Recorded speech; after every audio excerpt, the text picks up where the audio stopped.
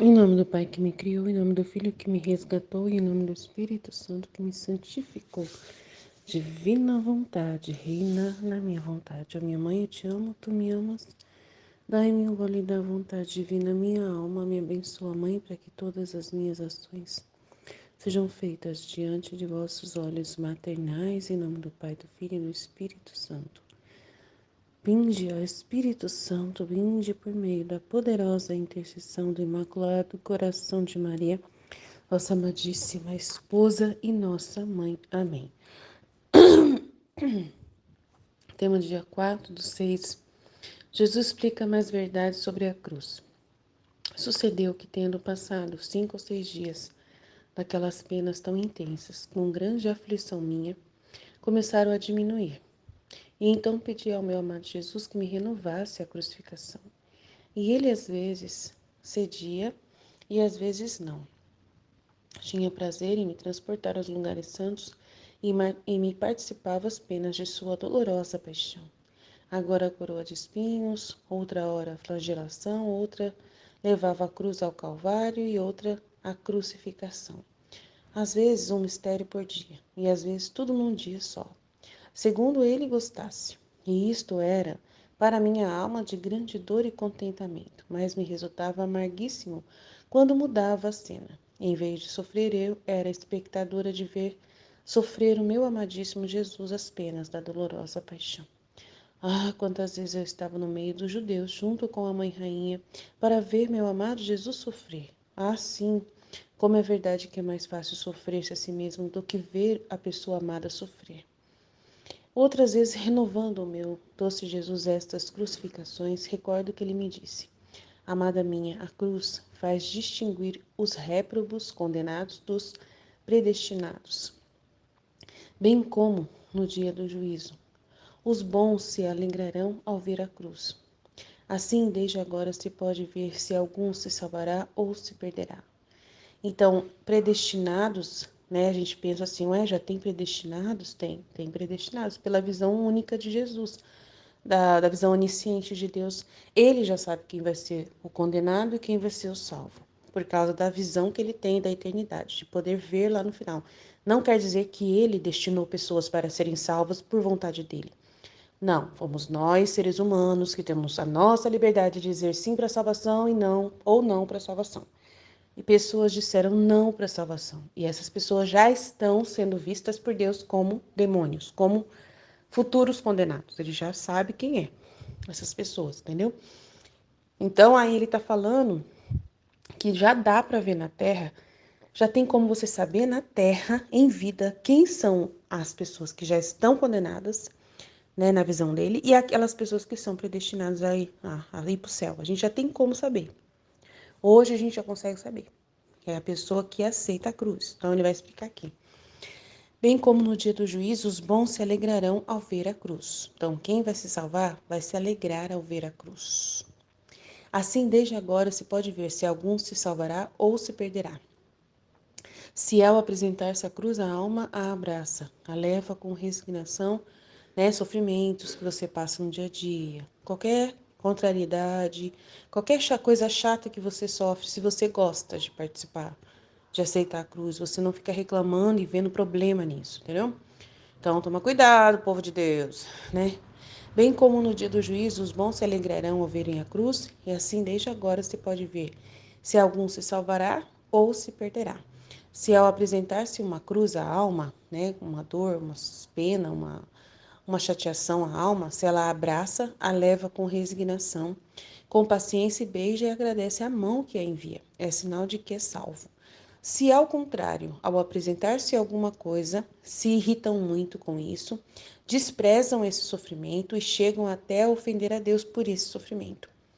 Pode dizer que isso é um sinal de que essa alma se encaminha pela via do inferno. Assim farão os réprobos no dia do juízo, que ao verem a cruz se afligirão e blasfemarão, xingarão, né, o sofrimento. A cruz diz tudo. A cruz é um livro que, sem engano e às claras notas, te diz e te faz distinguir o santo do pecador, o perfeito do imperfeito, o fervoroso do morno. A cruz comunica tal luz à alma que desde agora não só faz distinguir o bom do réu, senão faz conhecer quem deve ser mais ou menos glorioso também no céu, quem deve ocupar um posto superior ou um posto menor. Todas as outras virtudes estão humildes e reverentes diante da virtude da cruz e, enxertando-se com ela, recebem maior brilho e esplendor. Então, assim você fica preocupado, mas eu não gosto de sofrer, eu me irrito, eu me chateio, eu não gosto de passar por nenhuma situação, por mais boba que seja, eu não gosto. E aí eu vou pro inferno? Bem, tem que mudar uma chave, né? Em todos nós tem que mudar uma chave na cabeça. O que que vai mudar na sua cabeça? Jesus passou por tanta coisa. Nossa, eu li a vida íntima de nosso Senhor Jesus Cristo e, meu Deus, Jesus passou por cada situação. Meu Deus, por que que eu não posso passar por nada? Aí que mora a mudança de chave. Entendeu? Aí você está numa situação irritante, né? Uma situação irritante na sua casa, né? Como eu disse, da casa fria. Nossa, minha casa é tão gelada, eu queria mudar daqui. Mas você sabe que não tem como mudar. Uma casa que você fez, que você construiu, que você comprou. Então, assim, você vai ter que aceitar. Resignar-se e sofrer com paciência o gelo da casa. Não adianta ficar bravo com isso. Vai usar roupa de frio dentro de casa e não tem adianta chorar. Ou vai ter que gastar dinheiro para fazer um aquecimento na casa. Então, tem que fazer. Não tem que ficar nervosa, chateada. Aí a pessoa que vai pro inferno é aquela pessoa que quando vê a cruz lá e vai falar assim, é por isso aí, ó. Tudo que eu fiz na minha vida, é aquela pessoa assim, que ela odiava, aquela menina falando que odiava o próprio corpo masculino dela. Que ela falou assim, que olhava para debaixo das pernas dela e via, né, o órgão masculino e tinha horror, nojo de si mesma, né? Então, assim, ali não tem nada a ver. Isso aí já é uma loucura da cabeça da menina. Mas ela tinha horror. E faz parte. Ela estava, né, repudiando a própria sexualidade, né? Tinha um distúrbio mental ali, estava acontecendo.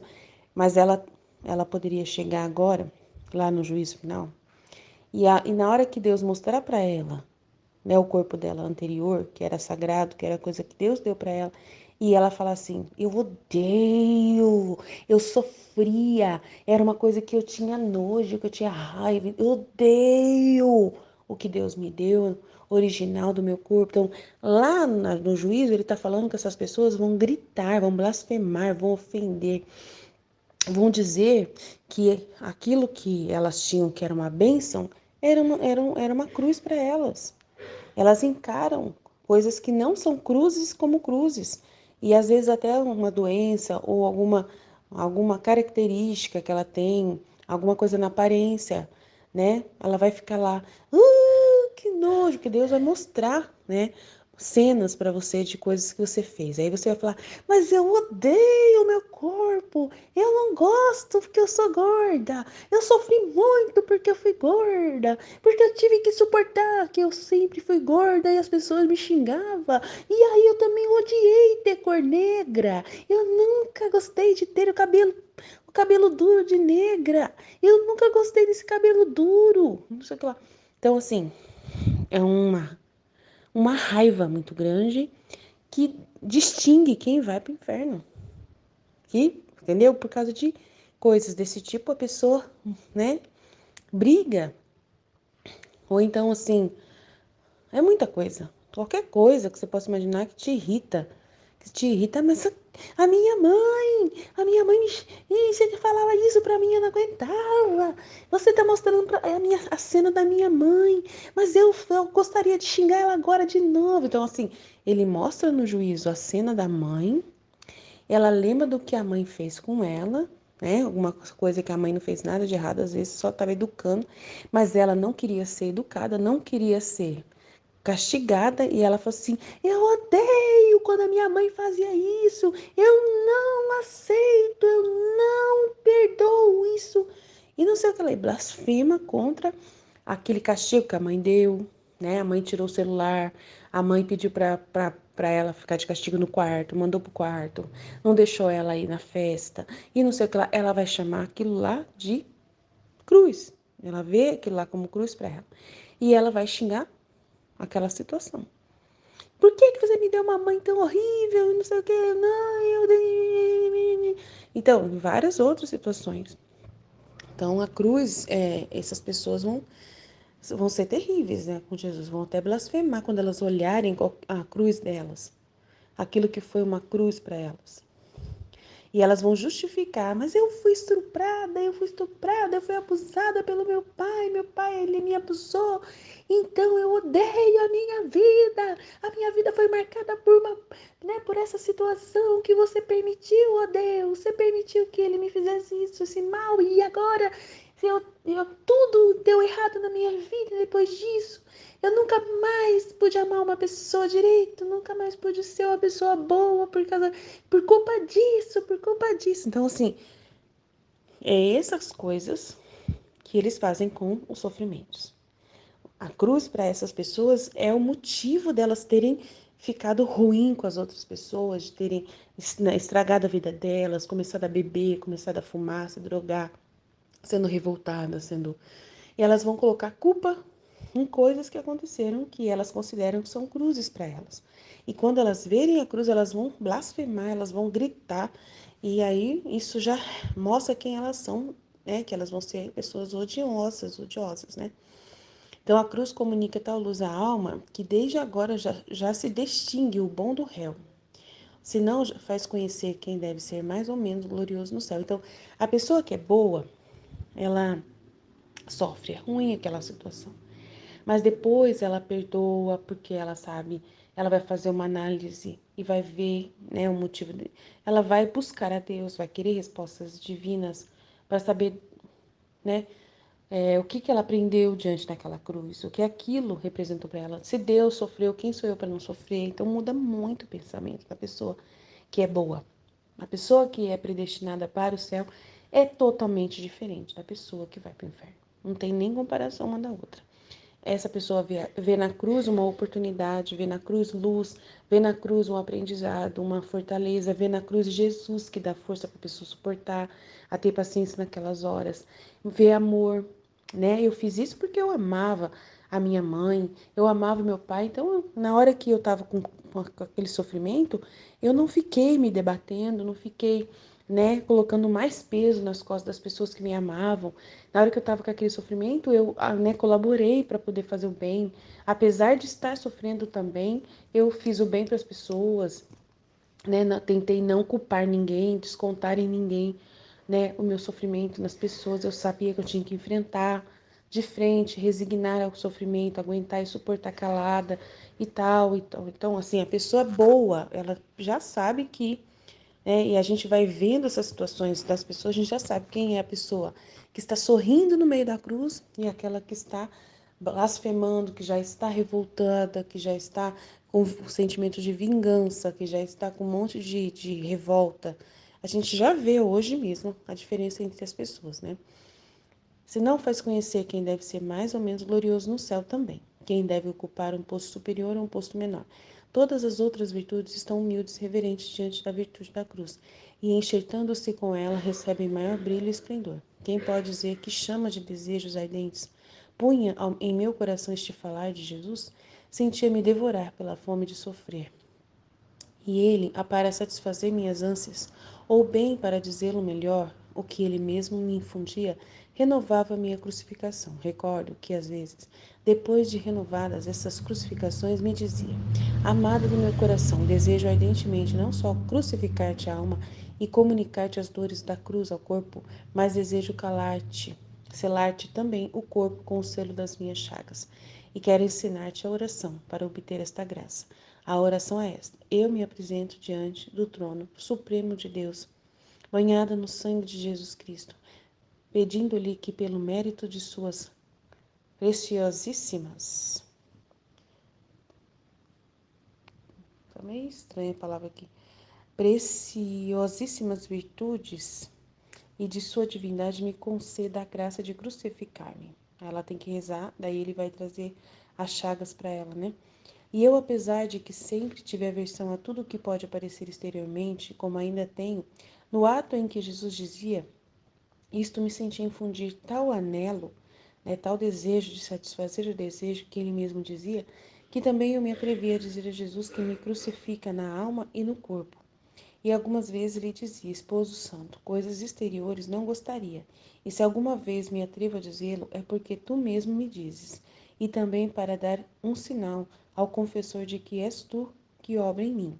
De resto, não queria outra coisa, senão que aquelas dores que me fazem sofrer quando me renovas a crucificação, que fossem permanentes. Não queria essa diminuição depois de algum tempo. E só isso me basta, e que da aparência externa, quanto mais o possas manter oculto, tanto mais me contentará. Então ela quer sofrer permanentemente as dores da cruz sem parar, para dar consolo a Jesus e contentamento a ele sem parar, sem nunca mais parar. Mas ela não quer que apareça diretamente, externamente, para as pessoas curiosas verem as chagas dela e ela se tornar como o Padre Pio, por exemplo, né? Ela não queria que tivesse essa exterioridade dos sinais. Então, se ele quisesse uma vez para mostrar para o padre, né, para poder saber que é coisa de Deus, amém. Mas não é para ficar permanente isso. É para somente ele crucificar tanto a alma como o corpo com essas dores permanentemente. Mas só que não é ela que manda, é Jesus quem manda, né? Então ele não vai fazer a vontade dela, né? Ele vai permitir que ela fique sem dores à medida que vai passando o tempo, ela vai diminuindo muito, muito, muito, e ela começa a reclamar bastante sobre isso. Aí a gente vai acompanhando e vai vendo que isso acontece. Então é isso, né? Ela tá aqui falando que ela quer sofrer porque é a única coisa que Jesus está oferecendo para ela nesse primeiro momento. Aí ela ainda não sabe da divina vontade, ela ainda não sabe nada. Ela tá só sabendo desse momento de contentar a Jesus, só isso, né? E tirar Jesus do sofrimento, ela sofrer no lugar de Jesus. É isso que importa para ela. Mas depois, aí Jesus vai começar a falar da divina vontade mais para frente e ele vai ter que fazer, que ela vai ter que fazer outro sacrifício, que é escrever o livro do céu, né? Que é o verdadeiro sacrifício que Jesus deseja dela. Então, ela vai ter que ter boa vontade para poder sofrer as privações e escrever o livro do céu, né? Então é isso por enquanto. Deus abençoe, estivemos reunidos, continuaremos sempre no amor e na misericórdia desse Deus infinito, poderoso, Pai, Filho e Espírito Santo. Amém. Jesus, eu confio em vós. Deus abençoe a todos.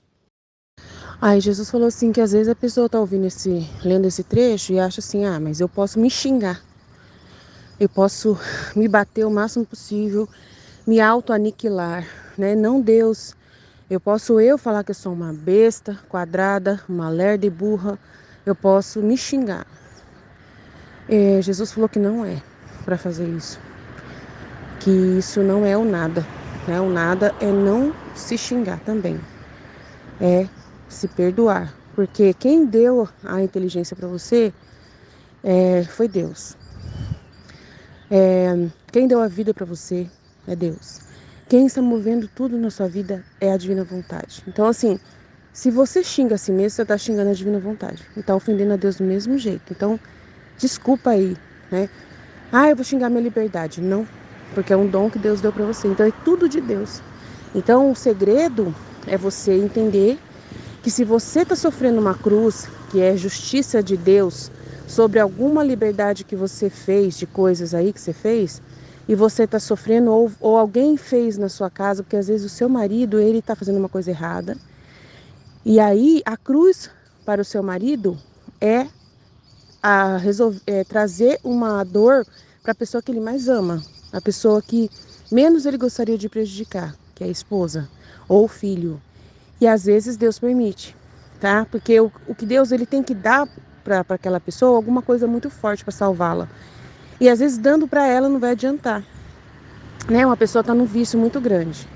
Aí às vezes dando a doença para, por exemplo, o homem que é viciado em sexo. Aí ele quer de todo jeito que a mulher dele faça as vontades dele, que faça, né, todo tipo de exposições com ele. Então é ele que é o viciado em sexo. E a esposa dele, coitada, né? Uma vítima daquela situação, não quer abandoná-lo, rezando por ele, pedindo para Deus abençoar e proteger ele, mas às vezes ela tem que ceder a situação para não, né? Ah, mas é estupro, Aline, não sei o quê. Mas ela não vê dessa forma, ela vê como cruz. Então ela tenta salvar porque ela ama a família dela, ama o esposo, ela quer salvar o esposo, então ela às vezes cede para calar a boca dele, né?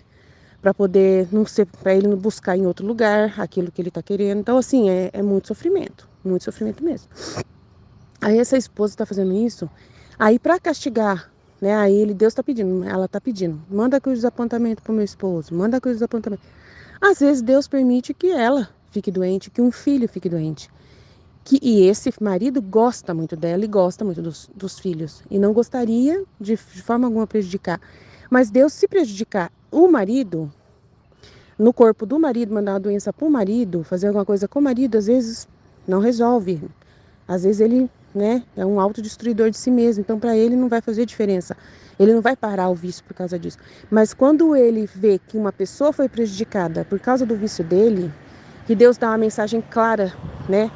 De que a esposa, por exemplo, fica com hemorroida, fica com uma bactéria muito grave no ânus, que prolifera para ser um câncer, né? E aí a culpa é dele, porque foi ele que provocou aquela situação. Estou falando um exemplo bem terrível mesmo. Aí ele vai falar, meu Deus, meu vício fez isso, e não sei o que lá e tal, e. Pois é, entendeu? Então, assim, às vezes Deus prefere resolver as coisas na outra pessoa, que não tem nada a ver, que é inocente, mas ela também, como Deus ama ela ama Deus, ela vai entender que aquilo foi a maior glória de Deus. E ela vai ficar resignada e não vai ficar culpando o marido, não vai ficar culpando Deus, não vai ficando culpando ela, não vai culpar ninguém. Ela sabe que aquilo ali tem um motivo muito maior do que tudo. Acima de tudo é para a salvação do marido dela, para a cura do marido dela, para a expiação dos pecados do marido dela e dela também, né? Porque, né? Então, assim, muito sério. Ah, mas ela pecou porque ela cedeu ao marido? De uma certa forma, sim, mas não. Mas é assim, é uma coisa que Deus, ele, na justiça, ele sabe, né? O motivo pelo qual ela fez. Mas é um pecado, não deixa de ser. É, entendeu? Assim, é amor. Ela amou muito aquele marido acima de si mesma. Deus está vendo, ele vai considerar isso. Mas o ato em si é pecado, né? Por causa que o sexo anal ou outras formas de sexualidade dentro do casamento também é pecado. É uma violência, é um estupro que ela está cedendo a um estupro. Ela não quer aquilo e aquilo vai forçado, machuca ela, faz aquele mal para ela. Então, assim, gera uma justiça, sim. Mas só que ela tem que ficar tranquila que pelo menos a parte de justiça de Deus, Deus sabe o motivo, a intenção com que ela fez aquilo. E é isso que ela deposita na intenção. Mas ela tem que aceitar as consequências materiais que geram essa situação de intenção maravilhosa que ela teve em direção a perdoar o marido, a amar o marido, a fazer o marido ser melhor, para ajudar o marido. Então, ela tem que aceitar tudo que a justiça permitir, entendeu? E isso é difícil, gente. Mesmo na divina vontade, às vezes a pessoa que ainda está no começo da caminhada, que ainda não entendeu o livro do céu direito, às vezes mesmo depois de ter lido 2, 3 vezes o livro do céu, ainda não entendeu isso de Deus. Não entendeu essa dinâmica que Deus está usando. Então, a gente tem que entender que a terra não é importante. Que o nosso corpo na terra e a vida na terra não é o mais importante.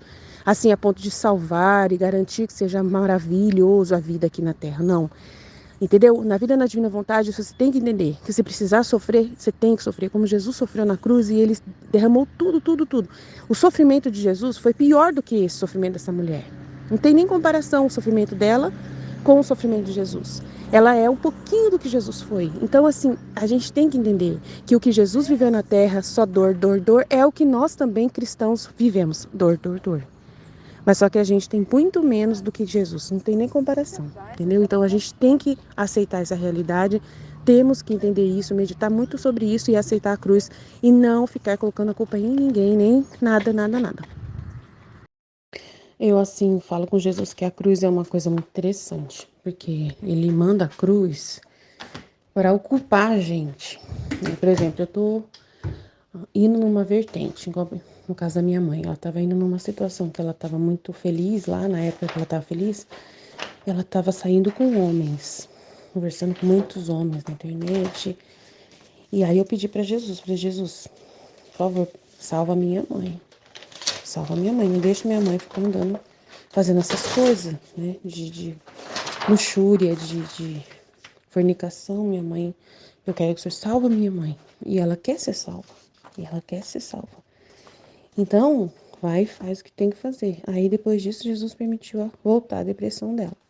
E com a depressão, ela não sente nem um pouco vontade de ficar conversando e essas coisas assim, de ficar encontrando com ninguém. Ela não tem pique pra. Ela não se acha capaz de ficar tendo relacionamento com alguém, né? Então, aí segura a pessoa daquele pecado, entendeu? Tipo assim, E não é só com a minha mãe. A cruz traz uma realidade para todas as pessoas, assim.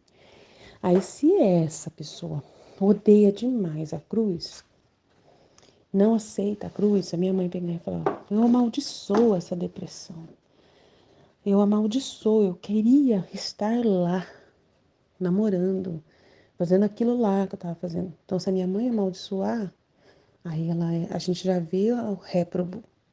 Se a minha mãe falou assim, não, isso faz parte da vida, doença, eu tô doente, eu aceito que tem essa doença, que eu tenho essa doença, então vamos tratar, vamos ver se melhora, e vou conviver com essa doença, e não fica mais pensando naquilo lá, larga a mão daquilo lá, vê que é pecado, que aquilo lá não presta, então, aquilo lá não presta, aquilo lá pode até ter feito mal para mim, né, crescer, então, se a pessoa entender e ela resignar, ela vai ser salva. E o sofrimento que ela está sofrendo vai servir para expiar os pecados dela. E ela não vai amaldiçoar a Deus. Então, é muito importante entender como que a cruz é complicadíssima e ao mesmo tempo é um canal ali muito claro de salvação, mas ao mesmo tempo pode ser um canal muito claro de condenação também. Às vezes a doença não acontece, né? No meu caso, uma vez aconteceu que nesse parecido, né?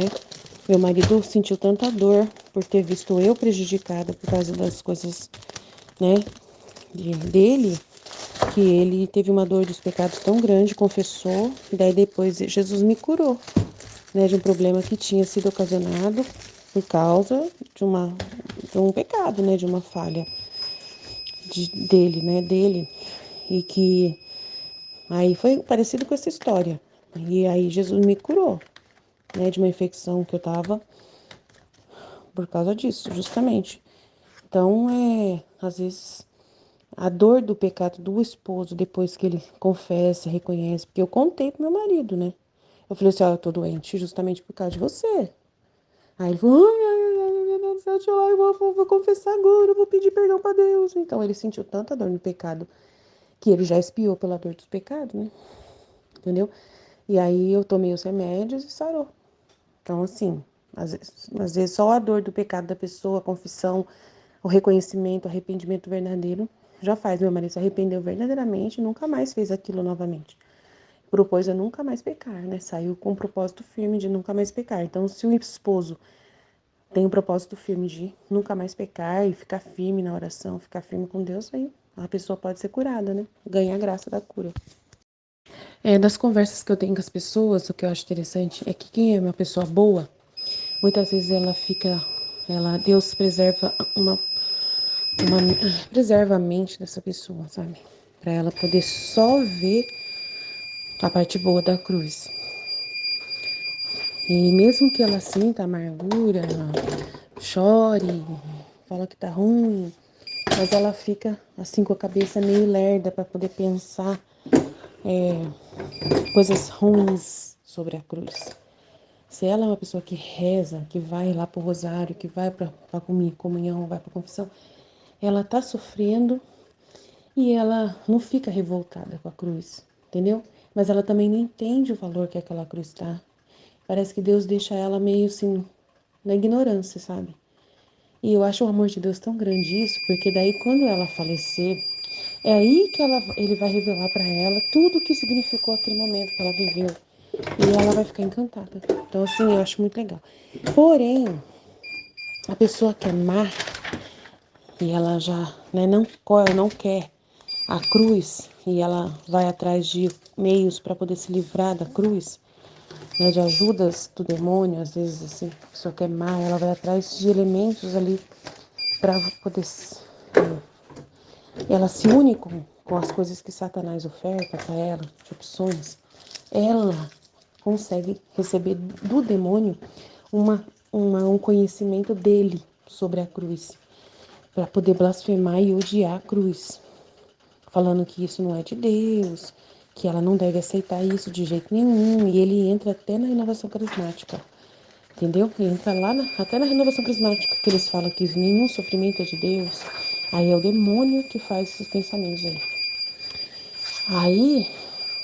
Aí que é perigoso, entendeu?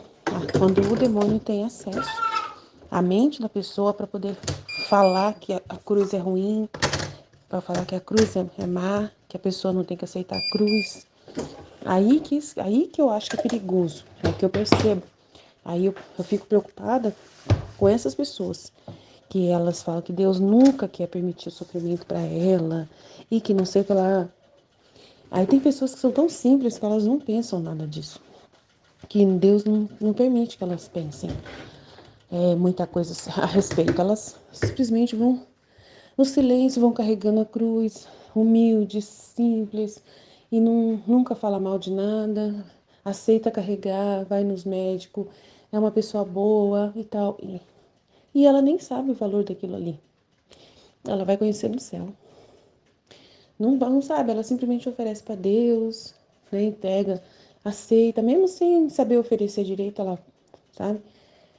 Assim, não tem aquele conhecimento espiritual. Mas a pessoa que às vezes rejeita a cruz, aí o demônio parece que vem nessa pessoa, vem perto dessa pessoa e aproveita isso para poder explicar que isso ela não deve aceitar, que ela deve odiar, que ela deve correr da cruz, que ela deve trabalhar para não ter cruz e fazer campanhas e campanhas de oração cerca de Jericó e até dentro da igreja o demônio atua para fazer as pessoas ir contra a cruz. É isso que eu fico preocupada. Eles falam que a cruz é um sinal, né? É um sinal de que a pessoa é do mal, a pessoa é pecadora. É, é verdade. A cruz é um sinal de que você é pecadora. Mas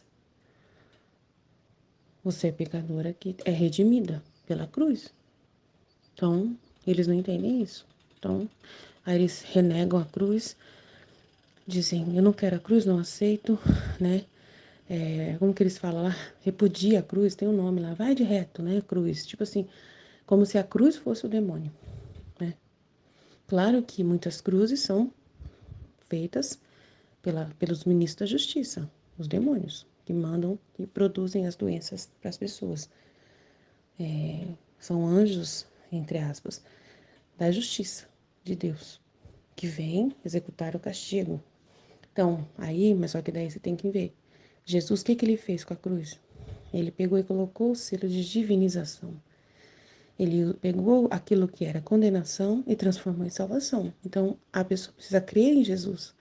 E na renovação carismática e no meio pentecostal, eles estão contaminados, né? Com uma outra visão, totalmente ao contrário, né? Da visão antiga, da época lá antes de Jesus vir da terra, né? Que quando eles viam um coxo, viam uma pessoa muda, ela era endemoniada, ela era castigada, ela era, né, um leproso, não podia. É um sinal de que ele era o pior tipo de pecador que existia, porque quanto mais pior a doença, mais é pecador ainda. Então, tipo assim, como se a doença fosse assim, mostrasse, ó, esse é o maior pecador de todos, porque é o tamanho da doença que tá. E ao contrário hoje. Hoje é sinal de salvação. E quanto mais difícil é a cruz, mais amor de Deus tem ali, mais você pode oferecer, mais você pode santificar, mais pureza você vai adquirir. Então, você repudiar a cruz é repudiar aquilo que você merece, né? O fruto, a consequência dos seus pecados, que justamente é o preço que você tem que pagar em vida para não ir para o purgatório, ou para ter um purgatório menos ameno, né? Então, é muito sério, né? Não pode fazer isso. Aí eu não sei a palavra que eles usam, a Ruth deve saber que o cara fala lá no grupo de oração dela, tem um cara que faz isso. Mas a maioria dos grupos de oração, o pessoal faz isso. E também nas igrejas evangélicas também. A oração que você tem que fazer é assim: se for possível, Senhor, afasta de mim este cálice, mas que não seja feita a minha vontade, mas a sua. Então, essa é a oração que a gente tem que fazer.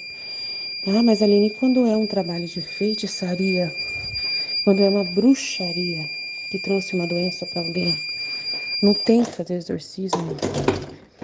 Quando a pessoa está sofrendo por causa de obsessão diabólica, não tem que fazer alguma coisa para livrar essa pessoa. Claro que tem que fazer, porque o sofrimento que essa pessoa está sofrendo é ocasião, né, de uma vida sem Deus. Ah, mas Aline, às vezes a pessoa é de Deus e aí o bruxo lá faz uma feitiçaria e pega na pessoa. E ela é uma pessoa de Deus. Então, aí, se ela é uma pessoa de Deus, ela é Jesus. Então, ela tem que ofertar aquilo ali, como se aquilo ali fosse a coroa de espinhos, né? Que foi colocada na cabeça dela, igual foi colocado na cabeça de Jesus. Então, não é errado procurar o padre para fazer exorcismo? Não é errado, pode ir procurar o padre. Quando a pessoa está, assim, vítima, igual a Luísa estava numa situação em que ela também passou por um exorcismo. Cada vez que o padre ia lá, ele tirava a Luísa daquele estado, que era um estado de sacrifício, né? De Jesus, de sofrimentos. Aí o padre ia e benzia ela, né? Então, Jesus proibiu o padre de ir lá? Não, Jesus que obrigou o padre a ir lá para tirar a Luísa do estado de sofrimentos, para amenizar o sofrimento da Luísa. Por quê? Porque é um mistério aí. O que a gente pode pensar disso? Do padre ir até lá, sendo que aquele sofrimento era bom, e aí ele. Porque o padre, ele é Jesus. Só Jesus que pode tirar o sofrimento. Na hora é com a vontade de Deus. Então, o padre é um ministro, uma persona Christi. Aí é como se o padre fosse lá e ele é Jesus e ele traz para Jesus. Ele aplica os méritos de Cristo que já sofreu por aquela pessoa. E aí Jesus assume aquele momento, a parte do que ela não está aguentando. Então é mais ou menos isso que Jesus está me instruindo agora, que é o que o trabalho do padre. Ele aplica os méritos de Jesus. Os méritos de Jesus é o sofrimento da cruz que Jesus sofreu. Aí as dores de Jesus, as chagas de Jesus, que já assumem parte desse sofrimento que a alma está ofertando. E aí o padre consegue minimizar o efeito das dores na Luísa ou em qualquer pessoa que sofra um exorcismo, que esteja sofrendo muito, porque aplica as dores de Cristo que ele sofreu, para que ela não precise sofrer porque Deus sofreu. E o padre tem esse poder sacramental de pegar e pôr de pôr nas costas de Jesus as dores de Jesus. Ah, mas eu não quero que Jesus sofra, eu quero eu sofrer. Então você tem que ficar quieta no seu canto e ofertar em silêncio tudo para Jesus falar, eu não vou procurar padre, só se o Senhor quiser. Aí como Jesus né, parece que a família chamou o padre e tal, aí Jesus falou, tá bom, então deixa o padre. E aí o padre era necessário, porque Jesus queria que o padre conhecesse essa situação da Luísa, ficasse envolvido ali, porque daí o padre que ia pedir para ela o sacrifício dela escrever tudo o que acontecia. E aí acabou ocasionando a Luísa ter que escrever o livro do céu, e aí o padre era o instrumento de libertar a Luísa para escrever o livro do céu. Então é muito interessante a história da Luísa. Uau, se a gente for mesmo mergulhar e ver todos os detalhes, é muito interessante. O jugo do pecado é justamente o áudio que eu fiz agora há pouco, que a gente tem que ficar no neutro. Não ficar se desgraçando, falando assim, eu sou uma desgraça, eu sou um pecador desgraçado, eu não tenho isso aqui lá. Isso que é o jugo que Jesus tirou. Ele não tirou o jugo da cruz. Então, eu acabei de fazer um áudio que Deus não gosta que a gente fica se chamando de desgraçado. Eu fiz o áudio na hora que eu tava no... Foi o primeiro áudio aí que eu fiz de meditação hoje, que eu fiz, eu acho que foi esse que eu fiz. Eu parei a bicicleta pra gravar isso. Falar que não mereço. Às vezes, realmente, tem cruzes que caem sobre você porque você entende Deus, porque você tem uma espiritualidade. E aí Deus só pode pôr em você, porque Ele sabe que você não vai ofendê-lo. Mas às vezes acontece dessa pessoa que está sofrendo por causa de outra que está no local pecando, ela não tem abertura, né? A outra pessoa não tem abertura para entender o espiritual. E aí essa pessoa tem que ser um Cristo silencioso dentro da própria casa. Por exemplo, é o marido, ele que está atraindo todo tipo de maldição para dentro da família. Mas só que ele não sofre nada. Porque ele tá pecando lá, mas não acontece as coisas com ele. Porque se Deus manda para ele o castigo, né?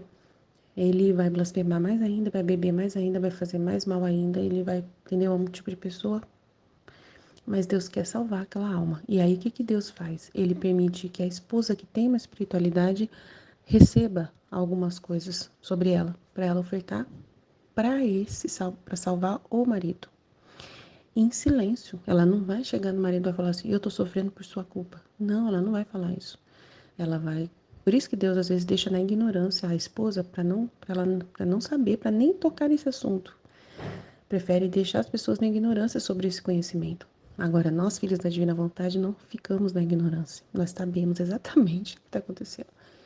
E às vezes você é essa pessoa, filho da divina vontade, que sabe que você está assumindo sobre você coisas que é culpa do seu marido, que são pecados do marido.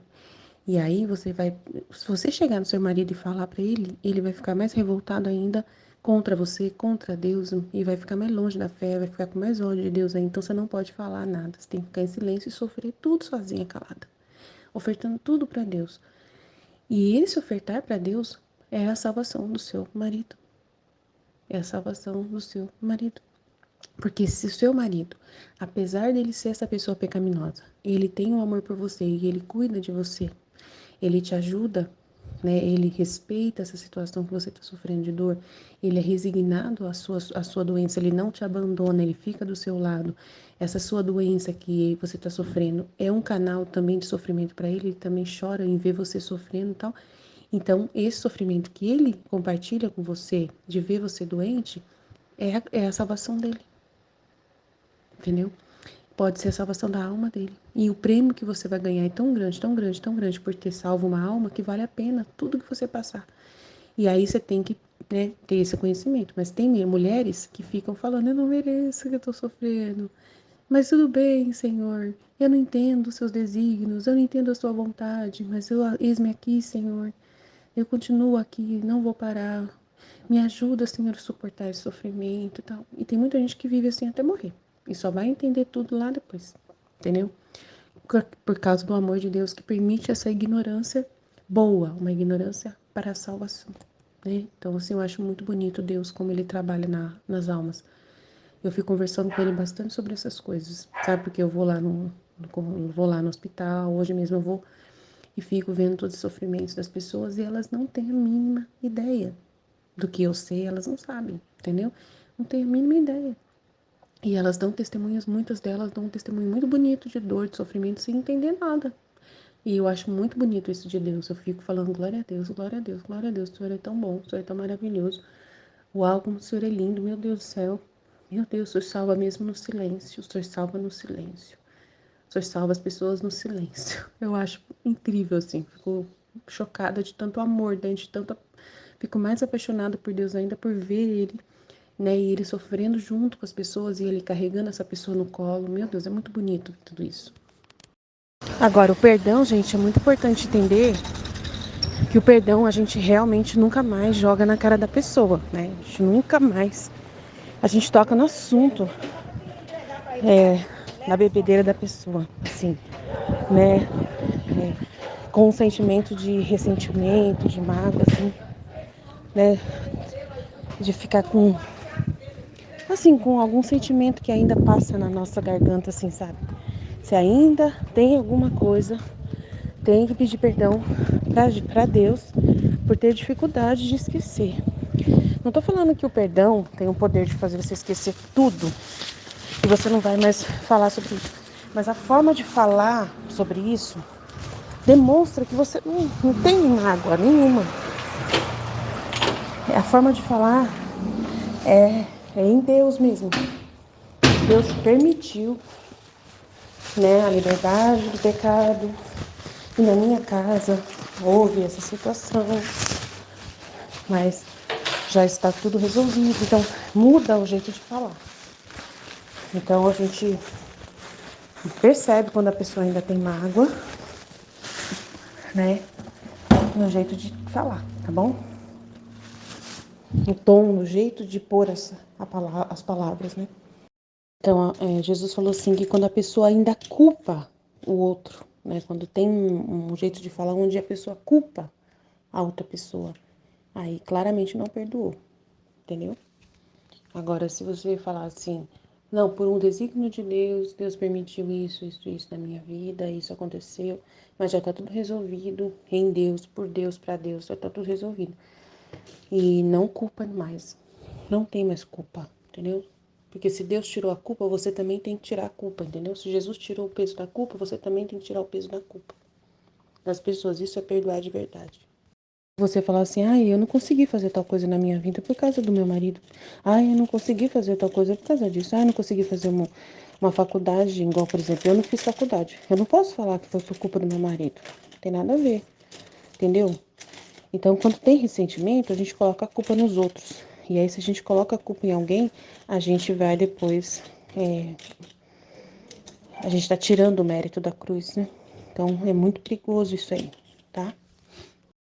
Ah, uma coisa também, às vezes a gente também tem o costume de falar assim, ah, eu que tive que carregar o peso da minha família toda, não pode falar isso também, porque é uma graça muito grande, né, que você tenha sofrido. Jesus mostrou para mim uma situação aqui, né, agora pequena, uma situação boba, numa situação ele já mostrou para mim uma luz enorme.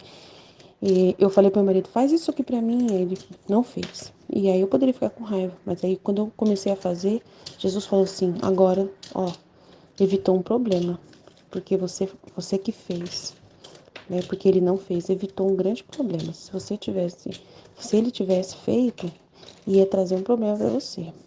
Como ele não fez, você não fica bravo por ele não ter feito. Então, assim, aí eu entendi. Aí Jesus falou, isso acontece também com a cruz.